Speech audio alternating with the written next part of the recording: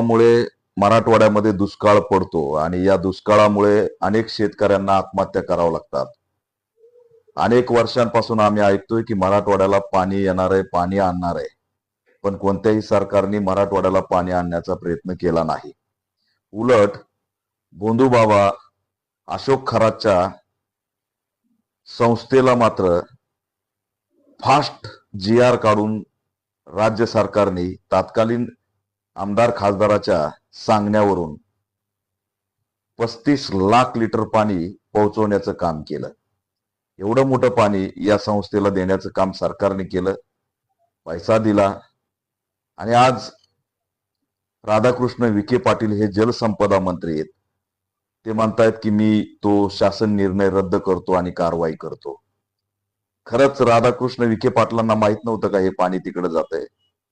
राधाकृष्ण विखे पाटलांना मी विचारतो की तुम्हाला हे बरं माहित आहे की पैठणला जलसंपदा विभागाच्या जागेमध्ये दलित राहतायत आणि त्यांचे घर उठवले पाहिजेत? तुम्हाला हे बरं माहित आहे की माजलगावच्या कॅनलवर दलित राहतात, बहुजन राहतात, काही जागा धरून जगतात, त्यांना उचललं पाहिजे, त्यांना उठवलं पाहिजे, त्यांचे घर उठवले पाहिजेत?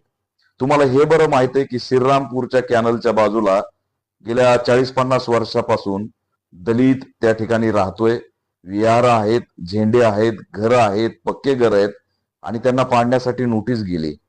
म्हणजे तुम्हाला जलसंपदा विभागाच्या जमिनीवरती दलितांचे किती घर आहेत हे माहिती आहे आणि ते पाडण्यासाठी सुद्धा तुम्ही काम सुरू केलं.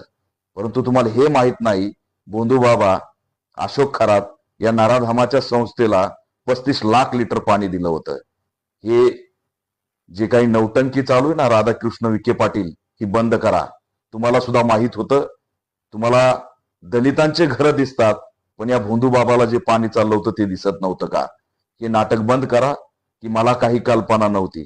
तुम्हाला सगळी कल्पना होती, पण आज नराधम एक्सपोज झालाय म्हणून कुठंतरी आम्ही त्याच्यात ओढले जाऊ नये म्हणून हे जे काही काम चालू आहे ती नौटंकी आहे आणि मी याचा निषेध करतो.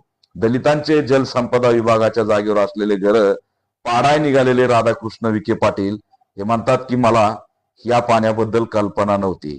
हे सगळे मिळालेले आणि सगळ्या सरकारच्या आशीर्वादाने अशोक खरात हा नराधम माजला होता, त्याला मस्ती आली होती आणि हाच राज्य सरकारचा खरा लाभार्थी झाला होता. त्याला हात लावायची हिंमत कुणीच केली नाही आणि आज मात्र ते नौटंकी करतायत. हेच वास्तव आहे. एवढ्या दिवस जे पाणी दिलं, सरकारचं नुकसान झालं, त्यामुळे ज्यांनी ज्यांनी हा शासन निर्णय काढण्यास मागणी केली त्या आमदार खासदारावरती सुद्धा कारवाई झाली पाहिजे. आणि जलसंपदा मंत्री राधाकृष्ण विखे पाटील यांनी हे मंत्रालय हातात घेतल्यानंतर अनेक महिने हे पाणी तिथं जात होतं, याची त्यांनी कसली चौकशी केली नाही. त्यामुळे त्यांचा सुद्धा जलसंपदा मंत्री पदाचा